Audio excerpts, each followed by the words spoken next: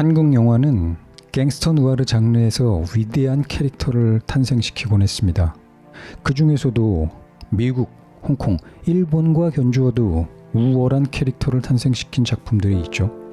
아직까지도 우리들의 뇌리에서 잊혀지지 않는 불사의 캐릭터를 만들어냈죠. 갱스터 장르의 성패는 바로 이 캐릭터에 달려있다 해도 과언이 아니에요. 메인 캐릭터가 얼마나 카리스마가 있느냐가 중요하죠. 예측 가능한 평면적인 캐릭터로는 깊은 인상을 남길 수가 없습니다. 과장된 코믹스러움과 잔인한 폭력성이 공존하는 캐릭터는 우리에게 친근하면서도 두려운 존재로 다가오니까요. 당혹스러움과 경이로움을 동시에 느끼게 해줍니다. 한마디로 매력적이라는 말이죠. 그들의 영화를 보고 나면 한참 동안 그 캐릭터에서 헤어나오지 못하게 됩니다. 가장 최근에 이런 캐릭터로 신세계의 정청이 있었죠. 벌써 이 영화가 나온 지도 10년이 넘었네요. 뽀글뽀글 볶은머리에 쓰레바짝을 끌고 나타난 그를 보고 우리는 웃게 되죠. 하지만 뿌락지의 목을 식칼로 썰어버릴 때는 광기 어린 섬뜩함을 느끼게 됩니다. 그의 최후를 보면서 우리는 제발 살아났으면 하는 간절한 바람을 갖게 되죠. 정청이 나오기 정확히 18년 전에 정청에 버금가는 비극적 영웅이 존재했죠. 바로 게임의 법칙의 용대라는 캐릭터입니다. 박중훈 배우가 연기했죠. 그는 뽀글머리가 아닌 더벅머리로 등장했어요. 과장된 걸음걸이와 표정이 영락없이 무식한 촌구석 깡패였습니다. 코믹스러운 제스처와 사실적인 연기를 넘나들면서 의심의 여지가 없는 매력적인 캐릭터를 탄생시켰죠. 아직도 박중훈과 같은 배우는 한국에 없는 것 같습니다. 용대는 거칠 것 없이 성공을 향해 질주하지만 어리숙해서 이용만 당하다가 내팽개쳐지죠. 기존의 질서 앞에서 무기력하게 무너질 수밖에 없는 아웃사이더의 비애를 담고 있기에 측은함을 느끼게 만드는 캐릭터였습니다. 용대를 생각하면 헐리우드의 한 인물이 떠오릅니다. 거침없이 과도한 에너지로 야망을 불태우는 스카페이스의 토니 몬타나가 떠오르죠. 실제로 박중훈은 용대 역을 준비하면서 스카페이스를 한 50번은 봤다고 하죠. 한국에서 재탄생한 토니 몬타나가 용대였던 거죠. 이 영화 시나리오 자체가 애초에 스카페이스와 미드나잇 카우보이를 교배시켜서 한국식으로 탄생시킨 것이라고 하니까요. 참고로 게임의 법칙의 시나리오는 쉬리의 강재규 감독이 아직 감독으로 입봉하기 전에 썼습니다. 게임의 법칙에서 메인 캐릭터만큼이나 인상적인 서브 캐릭터로 인수역의 이경영을 들 수 있죠. 당시만 해도 이경영은 로맨스 영화에서 볼 수 있는 달달한 수익가였어요. 요즘처럼 가리낀 목소리에 조직의 보스나 타락한 정치인의 모습만 본 사람들은 그가 로맨스 영화 속 달콤한 남주였다는 사실을 상상하기 힘들 겁니다. 그가 연기한 인수라는 캐릭터는 사기꾼이죠. 그는 배짱 좋게 조직의 보스한테까지 사기를 치다가 붙잡혀서 한쪽 다리를 전기톱으로 썰리게 되죠.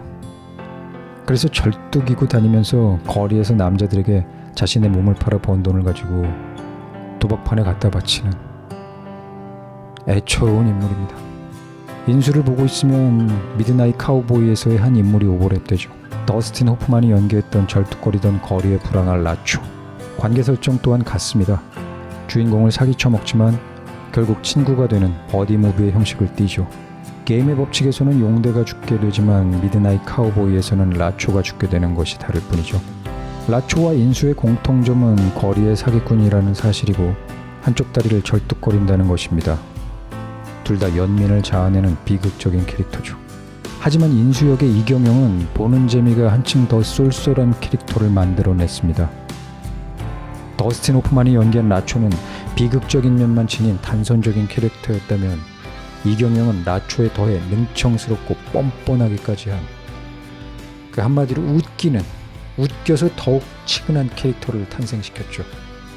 최근에는 이경영의 발음이 안 들리고 그가 하는 모든 연기가 똑같다며 희화화하는 사람들이 있는데요. 그는 시대를 초월한 명배우가 틀림없습니다. 이게 진짜 사나이 사는 길이야, 태숙이. 야, 너 씨발 내 주문 못 믿어? 못 믿어! I don't even that. You fuck with me. You fuck with the back. 스카페이스나 게임의 법칙 모두 분에 넘치는 욕망에 의해 파멸해가는 비극적 영웅의 모습을 보여줍니다. 그럼에도 불구하고 미국에서 스카페이스의 토니 몬타나는 힙합 MC들에게 있어 롤모델과 같이 여겨지죠. 맨 몸뚱이로 아메리칸 드림을 실현시킨 배짱 좋은 인물이기에 리스펙하는 거겠죠. 하지만 게임의 법칙에서의 용대는 그냥 힘없이 쓰러져서 역사 속으로 사라집니다.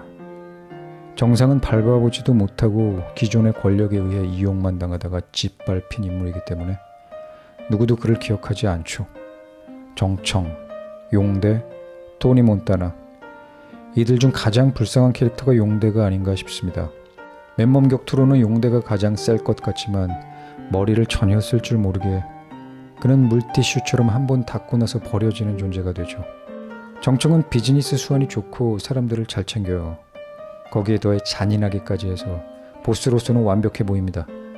그러나 인정 때문에 딱 한 사람은 심하게 하지 못한 대가로 그는 자신의 파멸을 맞이하게 됩니다. 하지만 두 사람 모두 토니 몬타나 앞에서는 살아남지 못할 것입니다. 그는 무엇을 상상하든 그 이상을 보여주는 인물이니까요. 토니 몬타나야말로 갱스터 장르물의 독보적인 영웅이죠. 그러나 그 역시 아킬레스건이 없던 건 아니에요. 아이를 좋아한다는 것. 그렇게 많은 피를 보았음에도 어린아이는 죽이지 못하는 것에 의해 자신의 발목을 잡히고 말죠. 그것으로 인해 우리는 그에게서 인간미를 느끼게 되고요. 결론은 플롯의 짜임새가 아무리 좋아도 캐릭터가 매력이 없으면 소용이 없다는 것입니다. 정청도 용대도 토니 몬타나도 엄청난 매력을 가진 캐릭터였기에 지금까지 그들의 영화를 기억할 수 있는 것이죠. 사람들의 기억에 남고 싶으세요? 매력적인 인간이 되십시오. 매력적인 인간이 되고 싶으신가요? 재미있는 인간이 되십시오. 자기의 울음에 지나치게 집착하지 마세요. 그리고 이기적이면 안 되고요. 그리고 의외성을 가진 인물이 되십시오. 제가 만난 이 세계의 90%는 재미가 없는 사람들로 가득 차 있습니다. 튀지 말고 사람들과 비슷해지라는 무언의 압박이 사회를 억누르고 있고요. 자존심에 금이 갈까봐 무서워서 튀는 짓을 할 배짱도 없고요. 그러니 이곳은 당신에게 블루오션입니다. 부디 매력적인 사람으로 거듭나시어서 이 재미없는 세계를 재밌게 좀 만들어 주시길 바라겠습니다. 그리고 무엇보다 인간미를 잃지 마시기 바랍니다. 그것은 매력적인 사람을 살아있게 만드는 심장과도 같으니까요.